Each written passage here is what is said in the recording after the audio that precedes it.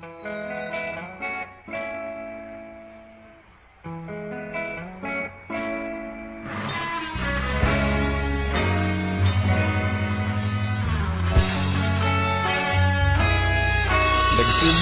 ang lahat sa eskwela, nagsama-samang 12 sa kalokohan at sa tuksuhan, hindi maawat sa isa't isa. Madalas ang standby sa cafeteria, isang barkada na kaisaya, laging may hawak-hawak na gitara, konting udyok lamang kakanta na. Kay simple lamang ng buhay nun, walang mabibigat na suliranin, problema lamang laging kulang ang datong. Sana napunta ang panahon? Sana nga ba? Sana nga ba? Sana napunta ang panahon? Sana nga ba? Sana nga ba? Sana napunta ang panahon? Sa unang ligaw kayo'y magkasama, magkasabwat sa pambobola, walang sikreto kayong tinatago, okay sarap ng samahang barkada.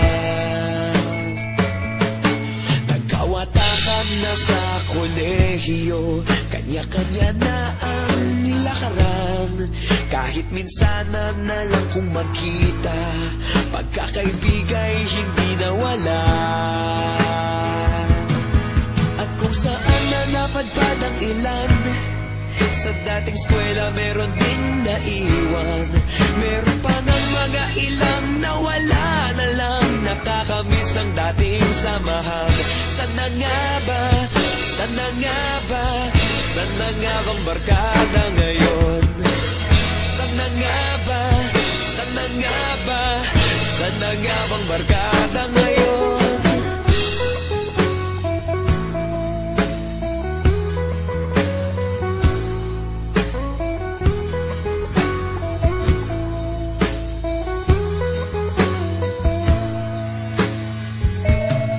Ilang taon din ang nakalipas, wala pa sa aming tatay na nagsusumikap upang yumaman at guminhawang kinabukasan.